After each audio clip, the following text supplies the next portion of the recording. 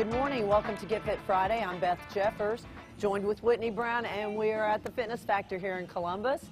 And last week, Whitney, we talked about Group X classes and what Group X was, and we came to the conclusion it's just basically fitness classes. So we want to dive into a few of these fitness classes and let you take a look at them so you understand what you're getting yourself into when you go into these classes.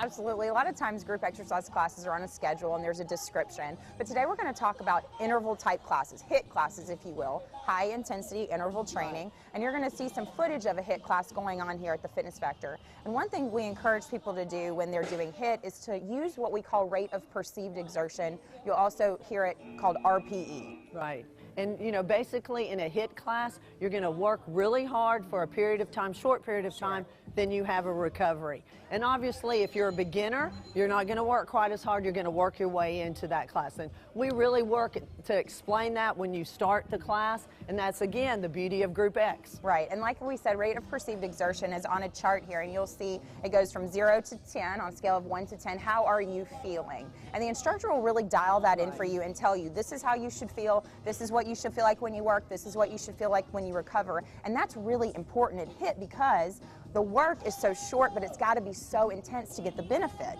Right. And HIIT is probably one of the most popular ways to work out right now. And one thing to remember is that in HIIT protocols and HIIT training, you've got your work and your rest, but because it's so intense as a whole, you've got to take some rest and recovery days after. So this should be done between 1 and 3 times per week, depending on your fitness level. Definitely. And also you need to make sure that, like Whitney said, that you're working hard, but that you recover and actually take a rest. It's hard to do that sometimes. Absolutely. And these classes are short. They're short and they're intense, but they're really fun. They're really a great way to get an intense workout with a lot of benefit in a short amount of time.